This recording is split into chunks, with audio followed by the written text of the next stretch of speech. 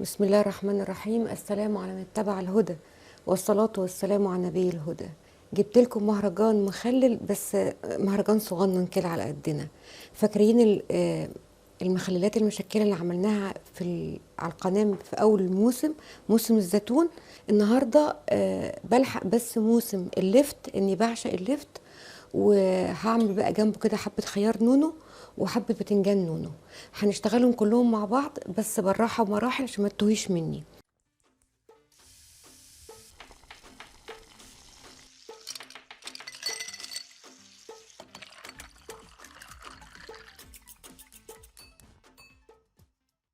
اول حاجه هبدا ببتنجان، ان هو بيتسلق على النار وبيتساب يهدى عشان اقدر احشيه. فدي الميه بتاعت البتنجان، وهنحط فيها ملح.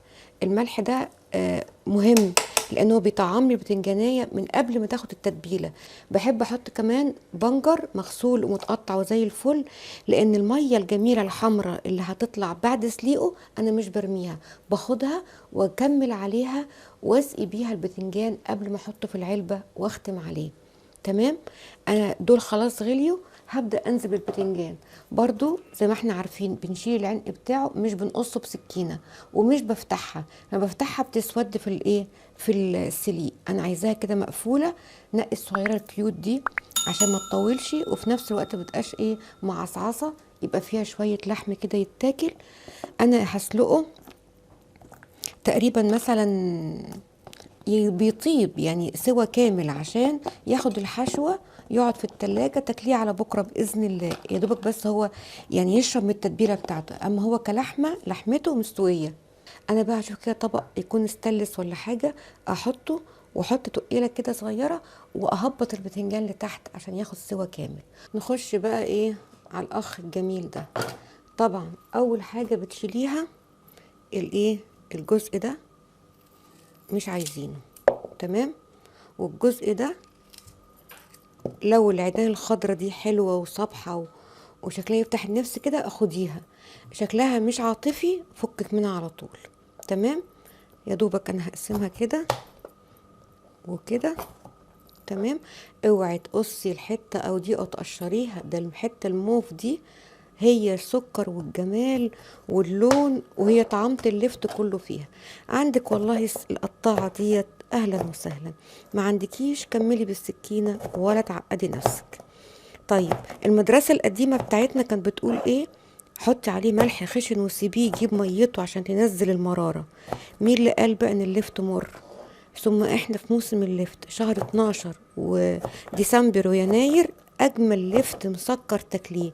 كانت امي الله يديها الصحة وجدتي تقول لي خضروات الشتاء وفاكهة الشتاء ما تاكليهاش الا ما الدنيا تمطر عليها.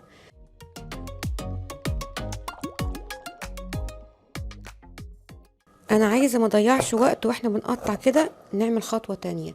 هي ايه؟ تجهيز محلول اللفت اللي احنا هننزله فيه. عباره عن ايه محلول اللفت؟ هنجيب كده بوله واقول لك عباره عن ايه. البوله دي هحط فيها لتر ميه تقريبا، هو الكتل ده لتر، بس انا مش هاخده كله عشان نبقى احنا في المتوسط يعني. هنحط فيه ايه؟ 4 معالق صغيرين ملح خشن، او 2 كبار اللي يريح. خلاص. وهحط كمان معلقتين سكر، احنا متفقين السكر اللي بيخليه مقرمش. تمام.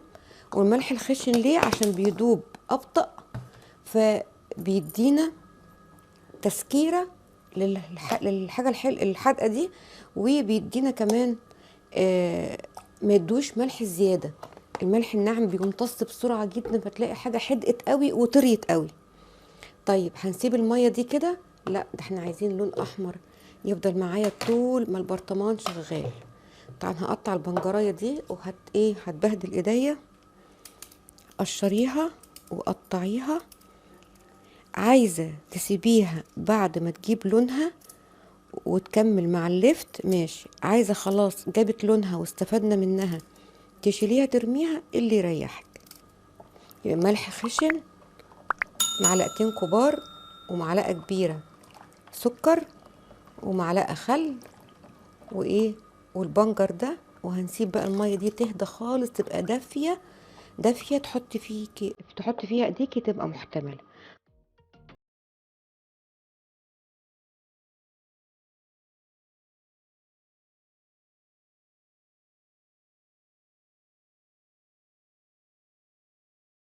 الخياره بقى تنقيها تكون رفيعه، ناشفه، طازه، عشان ميبقاش فيها جوه ميه كتير فيفسد اوام او يطرى اوام.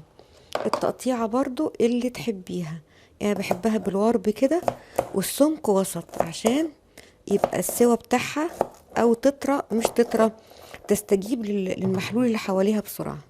تمام. كل ما كانت صغيره رفيعه ناشفه طازه، وياريت لو يكون خيار فلاحي مش خيار صوبة، ده يعيش معاكي اكتر، يفضل مقرمش، يمتص المحلول اللي حواليه بسرعة، لونه يتغير بسرعة، تاكليها لاخر حباية برضو زي العسل. البتنجان كمان استوى وصفيته وسبته يهدى عشان اعرف ايه نحشيه.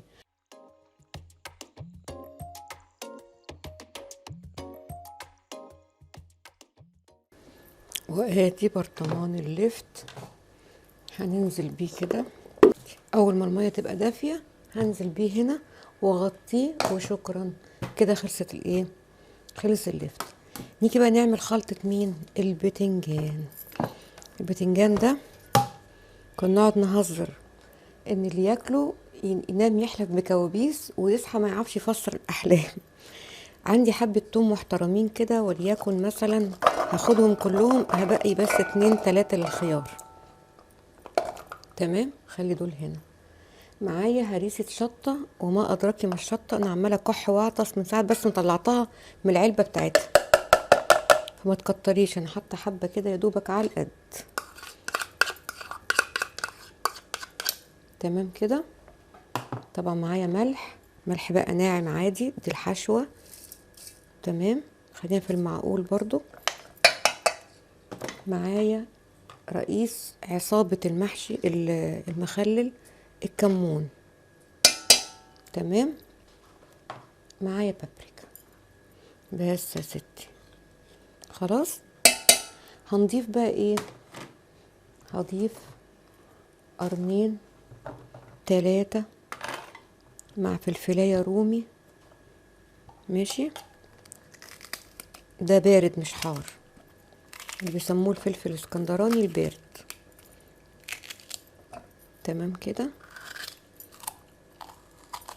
حابة تحطي كزبرة ماشي، كزبرة ناشفة، كزبرة خضرة، مفيش اي مشاكل، بس ده البيزك برضو الاساسي. عندنا بقى ليمون، حدث ولا حرج، البتنجان يحب الليمون. وعندي زيت وخل.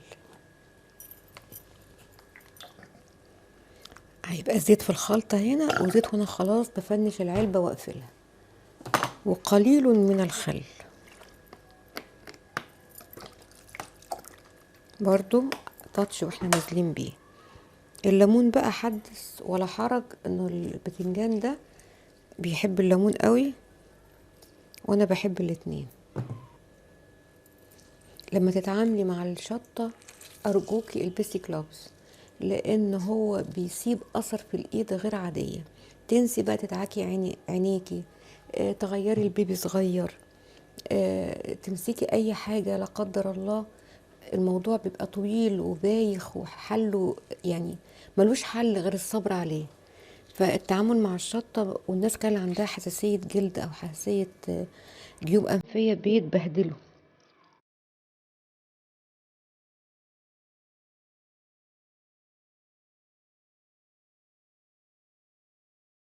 اللي يتبقى منك شيليه في علبة وفي التلاجة، كل ما تعملي بتنجان عندك الخلطة، وتنفع في حاجات كتيرة جدا، اوعي تفرطي فيها. يعني مية بتكون مغلية، ان هي بتعقمه في نفس الوقت بتسويه سوا سريع.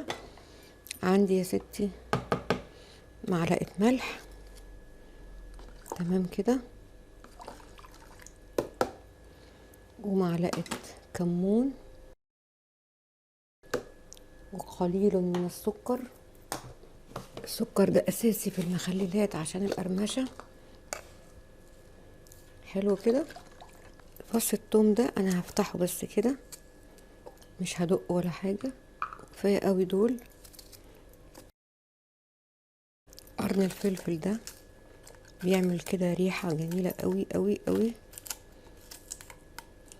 بص انا حاطة مية قد ايه عشان ما ينزل الخيار يا دوبك يغطس فيها، مش عايزة اكتر ولا اقل. نجيب برضو ليمونتين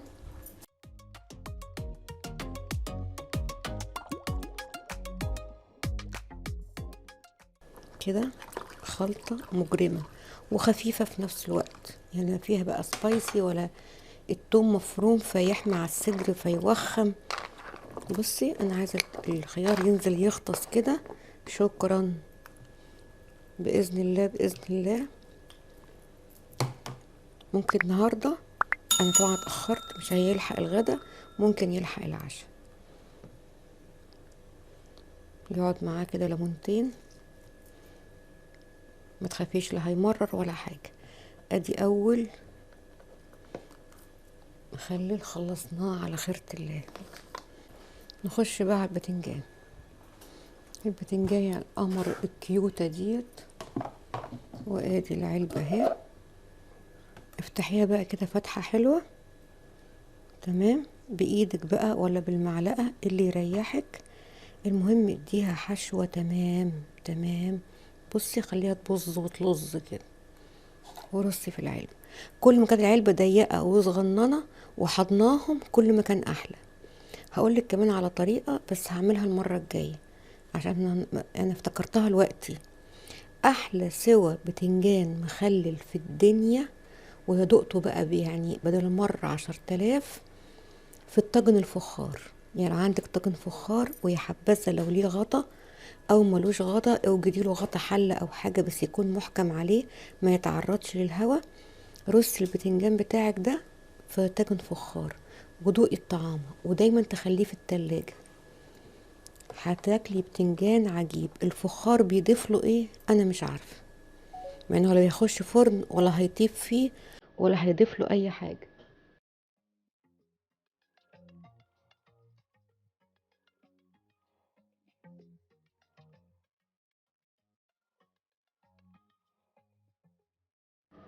وادي اللفت خلص يا جدعان. بص جمال الميه، يا روعه الميه. رجيه وقلبيه تاني عشان الميه ايه تاخد مكانها، بحيث لو عايز زوادة نزوده من دلوقتي. بعد 10 ساعات من دلوقتي هتقلبيه وتحطي تحتيه طبق او حاجة عشان لو برطمانك مثلا بيخر. هتقلبيه ان شاء الله ساعتين 3 وترديه تاني. نسيت احط على وش البتنجان ايه، زيت وخل. بصيت على ازازة الزيت افتكرت.